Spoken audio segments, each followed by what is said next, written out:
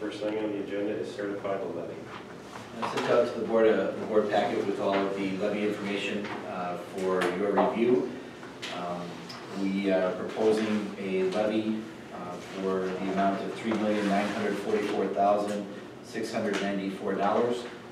This does represent an 11.18% increase over last year's levy rate. The two contributing factors to the increase in the levy is that our membership is down 32 students, overall full-time equivalencies, and our shared costs with the state are down $535,000. There's nothing that we could have done to mitigate this anymore. We currently are carrying the very same budget and operations as we have in years past. But unfortunately, with shared costs from the state aid going down, it causes the burden to shift to our tax levy, which went up. So I look for a motion to approve. Do we have a motion? I get a question first. What will this do to the average taxpayer of $200,000 at home?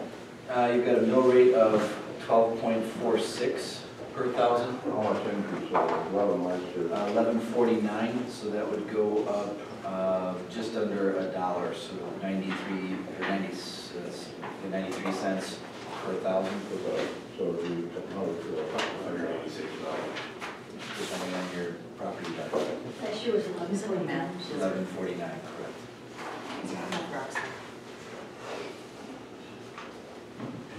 $350. The assessment went way up. It did, yes, our value assessment went up. Was 308 last year, 308 million of assessed value. This year, 316 million of assessment.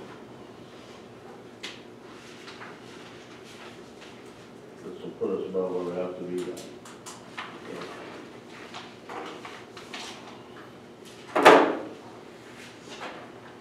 All right, do we have a motion to approve?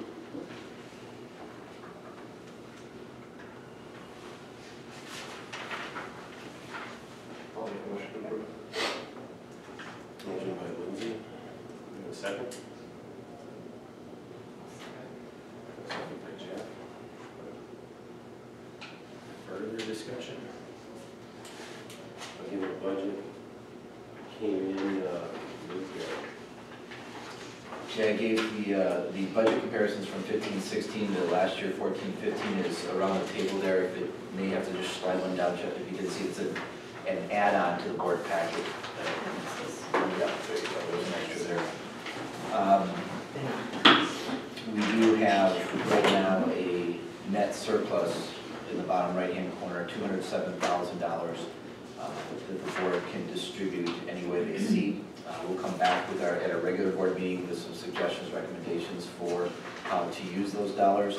But essentially, if you start at the top and kind of work down, there was in revenue an additional $117,000 that was found from the equalization aid being down, so taxes increased. There's some unaccounted open enrollment pupils. There's an increase per pupil in our categorical state aid that wasn't accounted for. We had to then take out some computer aid. Our general aid was down, so that gave us a revenue of $187,000. More money than we had anticipated prior to certifying the levy. The other areas in the expenditures, we had the 3 students that we know that did not open enroll out. Those expenditures are no longer necessary, so we've been able to recoup $19,917 there for a total surplus of $207,098. Again, that is the dollars that were not accounted for in the budget as it was proposed back in July, because we didn't have all these factors together, and now that we have them, we can finalize not only the levy by certifying the tax base, but then we'll come back with a plan for how to deal with this particular surplus. We have certainly more needs than we have dollars available in that surplus, so it'll be a good discussion for the board as to how to best use those dollars to improve student learning.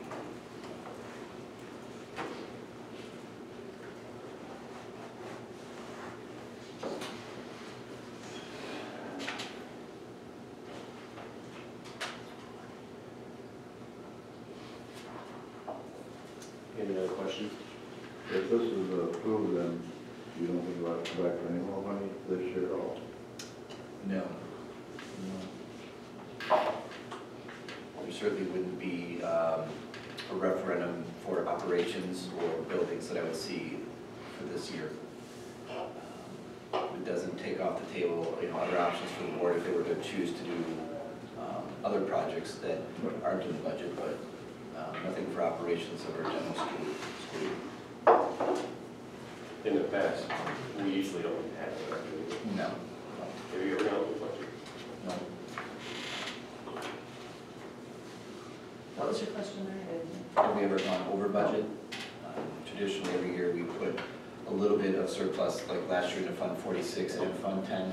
So we've never gone over budget where we've had to borrow from fund balance. Other than the very first year I arrived, the strategic plan was to borrow from fund balance in order to keep our operations going. And then we kicked in with the referendum. And since the referendum, we have not had to borrow from fund balance to operate the school. So we can't keep it balance from year to year, can We cannot keep a balance from year to year, correct? We can't carry over a balance unless it's into our fund. we have a community fund, 75,000, what's that mainly go to? It takes care of, there's about 4 or 5 different areas in there. The first is the Oak Savannah program, so we're working with maintaining that for our community and our schools. The second is all of the community use in our buildings. We don't charge for facilities or custodian costs, so if the Cornwall, the Shake Rig, the Cornish Festival, thank you, when they come in for the week, any of the youth sporting events, if it's custodial cleanup, those kinds of things, we refund through that fund. We have the STEP program for our seniors that are working in our schools and volunteering. We do some of our marketing, our newsletter to the community comes out of that fund, and some of our communications and so forth. They take that amount, pretty much? Yeah, we use all of that. In fact, this year we used $77,000, but we do have a little bit of a fund balance in there from unused dollars in the past. So I would suggest to just hold that number, not increase it, but I wouldn't decrease it as well.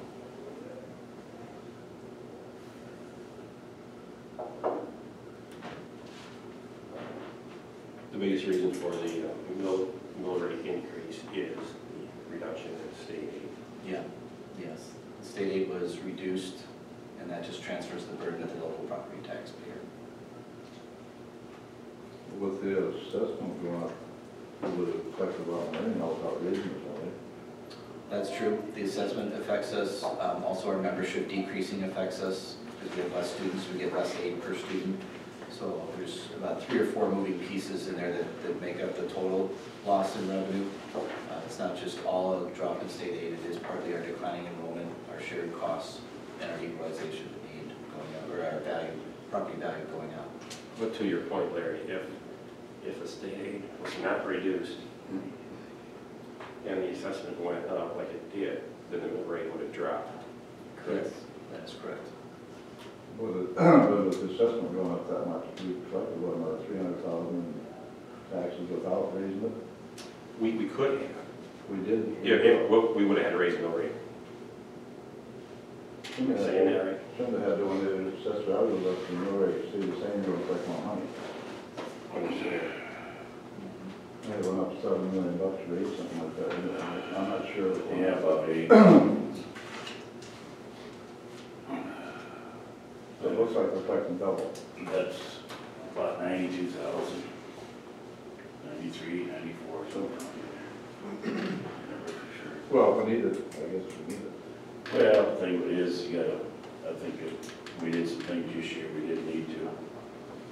And the reason the state aid is down is because the legislature is trying to reduce the tax load on the taxpayers, and then if we come around and add it on here, it's not fulfilling what they're trying to do. And one of the problems is I look back through there, we got all that stimulus money, I don't recall for sure, what was it, like $1 billion jump in the budget there, but we got all the Chinese money.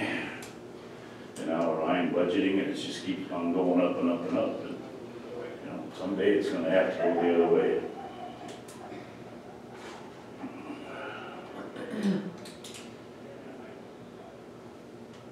In our situation here, Luke, if we were to keep the mill rate the same, that would mean a reduction in your budget of the 500,000. Yeah. whatever the reduction is. Yeah, I think there was There's 96, 499. Okay. Yeah, we had a reduction of $535,000 in shared costs. Oh, that reduction, that was the difference. 396, 499.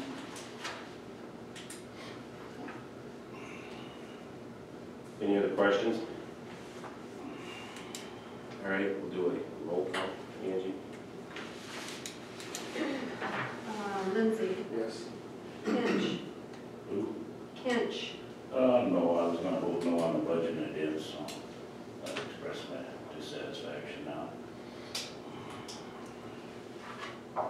Stevenson, Yes. Basting. Dolphin, No.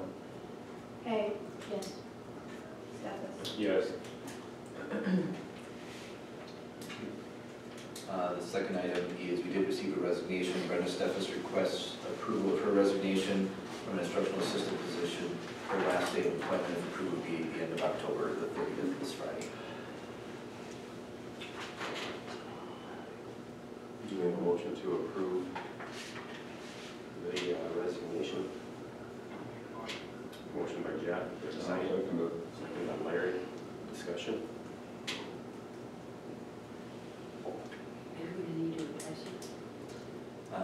After talking with Laura, Morgan, Dixie, and Brad, they are all in consensus. The answer is yes. In talking with Larry, he had discussed some questions about whether to replace or not, and we certainly could look at replacing a different position instead of the instructional assistant as an option. My recommendation at this time, having sat in the class last Thursday, is that I do believe they need another assistant. It would be my recommendation to repulse that position and use the surplus this year to try to fill in some other needs that I know are going to be emerging with regards to staffing.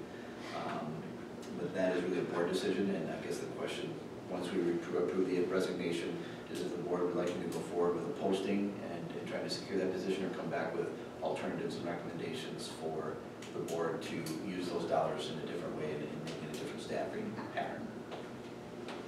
How many kids do they have, these teachers? I think they have 46 kids in the pre-K, and I believe there's 4 kids in the early childhood program, which is a reduction over time. That They those go numbers half have been day? increasing. Yes, there's half day, correct. So they only have half those kids. Correct. Okay. Yeah. 4 days a week. 4 days a week, yes. Monday, Tuesday, Thursday, Friday. So you got kind of the class. They're kind of co-teaching, so at some point they'll be all 23 together, while Morgan will have 4 EC kids working with speech and language pathologists, for instance, and so forth, and then they combine back again. So yeah, there is a shared model there, but there's also breakaway moments, so they have a little bit of both. What do these teachers not do that the aide does? Do you think we need an aide and put that many kids in a class? Yeah, there is quite a bit of set up, tear down, transition with these youngsters. I'll just use my experience with my 4 kids at home and trying to keep them corralled in a room and safe and busy and active and engaged. Times that by 6, it gets to be a little bit chaotic sometimes. And so it's hard to explain, but I would encourage the board to come in and visit the EC room and visit the pre-K room to see firsthand the needs that are there. Currently, Nancy Gorder is filling that role as a short-term substitute until we decide what happens long-term. And specifically in the early childhood piece, there are some students that have some needs, they have some challenges, and they really need some hands-on assistance to try to work through a little bit of both. They're not truly a one-to-one situation, but they are students that really need some supports. And that's the Morgan side of that. And then Laura's taking on the other 23 kids while she's working with those group that has some needs. So it's a very busy day, it's a fast-paced day, there's a lot of transition, there's a lot of engagement that we're working with kids, and a 1 to 23 or even a 1 to 12 ratio is really challenging when you try to get all kids lined up out for recess back in and engaged in the breaks and so forth. Yeah, I was gonna say, there's a lot of time where there's the need for a teacher to be out of the room, whether it's with staff issue, discipline issue, making sure that they're getting things. So I mean, it's not just the engaged part, it's the safety, because you couldn't leave 19 little kids behind if you needed to help. someone in the bathroom. What are we voting on? Are these resignations? Just the Let's resignations. vote on that, All right. get it done, and that's, We'll discuss it farther then. So we have a motion on the table to approve the resignation. All in favor, say aye. Aye. Opposed, motion carried. Thank you. The board wanted to give direction at this time, I will take it, otherwise I'll bring back a recommendation at the regular board meeting. well, I don't think we'll be spending any extra money on a 4-year-old program when it's proven fact that it doesn't have any residual benefit to education by the time they're in 2nd or 3rd grade. There's no difference between the ones that have had it and the ones that haven't. Isn't it just the opposite? I mean, aren't the studies, don't they prove the opposite of that? That the younger, as soon as you can intervene with the students, the younger they are, the better off they are. And aren't there studies that show that? Yeah, the research that I'm familiar with is in support of adding 4K, which is why you see a lot of districts moving to that program rather than away from it. Well, you need to look at who did the study and why they did it. I think if you look at that part of it, you'll find out that there's no improvement. Would you like to put that in the form of a motion, Glenn? I'll make the motion, we do not replace Brenda Steffes' position. We got a motion by Glenn not to replace the assistant position in 4K. Do you have a second? Well, I'll second it. A second by Larry. For more discussion. My thought is, and this is from 30,000 foot in the air, is we lost 32 students in our district. At some point, we gotta start looking at, we cannot keep the same employment rate that we have, and here's another opportunity that we have to start that process. There's a significant reduction in pre-K.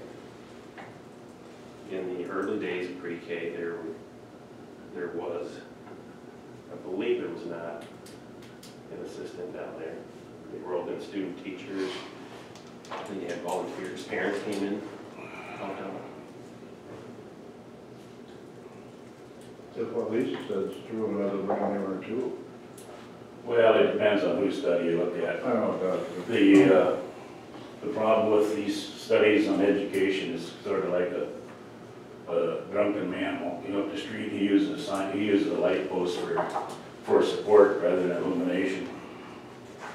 And you find just like your STAR study for your class size, anybody that's really looking into it doesn't even include that because it's so far out of line with the rest of them and what the sample was. You could find something someplace on the internet will support any position you take, but That is true.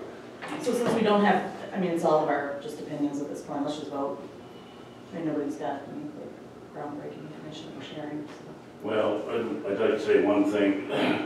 When the 4K was implemented, one of the board members was on there. The rationale was to get more state and federal aid. I was on the board when we changed the 5-year-old to all day, every day. There was nothing said about the benefits of education.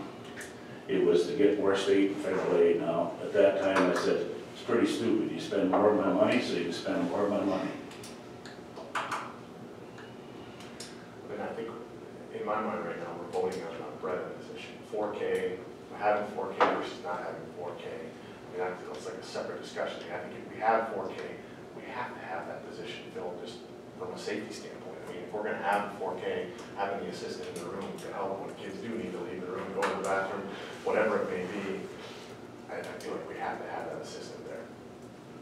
The other discussion about having 4K and not having 4K, I mean, this would be lumped into that in my mind, I guess. Well, the way I look at it, why are you spending money on something that has no educational value?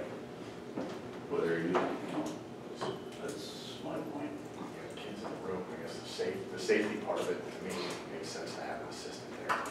If we're gonna have the kids in the room, I feel like we gotta cover that. Other than Larry's got some ideas too there, but we're gonna have to cut somewhere. I don't disagree with you there. And that's a good place to start when somebody goes. Seems to I don't know if be it is a good place place to start though. It seems to be putting the burden on our youngest and our most needy students and without giving any kind of heads up to it. I mean, we weren't cutting Brenda or thinking about cutting Brenda this year. So I agree with you, Larry, and 100% think we need to look at ways to cut. I'm not sure that this is the best, to use your word, opportunity at this point, just because there's significant, I would say, risk and factors when you don't have somebody else in that room. And I think it's questionable whether the public has been adequately notified that we're talking about staffing levels in the pre-K. I mean, we're just approving a resignation. That's what's on the agenda, not staffing like a pre-K. Well, the motion is to have to.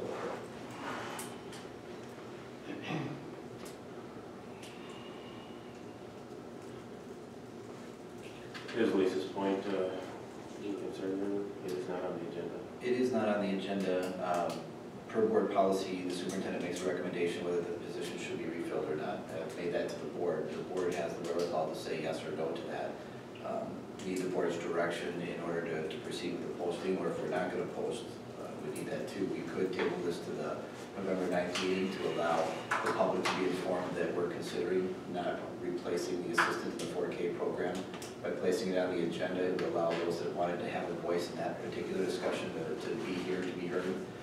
Also gives the board some more time to deliberate, maybe visit the pre-K classroom, have a chance to see and firsthand make a decision. Also give a chance for Laura and Morgan to speak specifically to the need that an assistant does. I'm anecdotally giving you my observations, but what they really do day in, day out is maybe not something that was conveyed completely, so that would give them the opportunity to share more with the board. When you made the motion, Larry seconded it. What do you think about tabling this till November full board meeting? Pardon?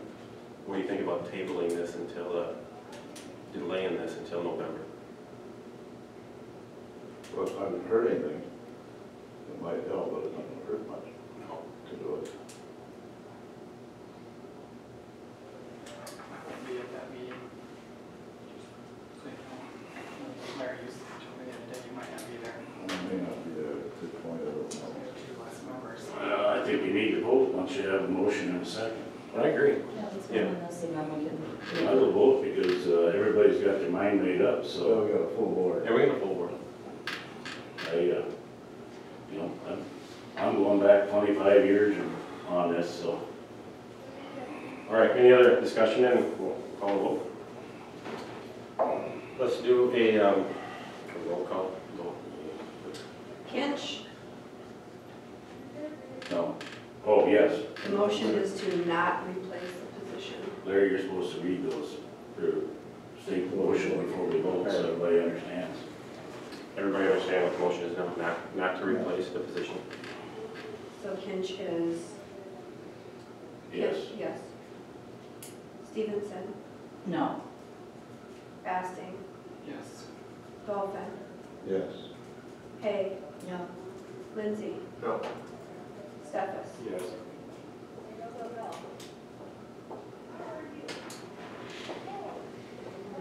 Four yeses to 3 noes.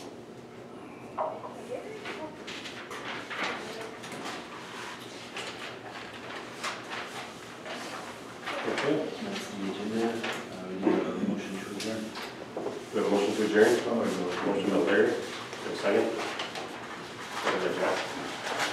All in favor, say aye. Aye. No. Okay, motion carried.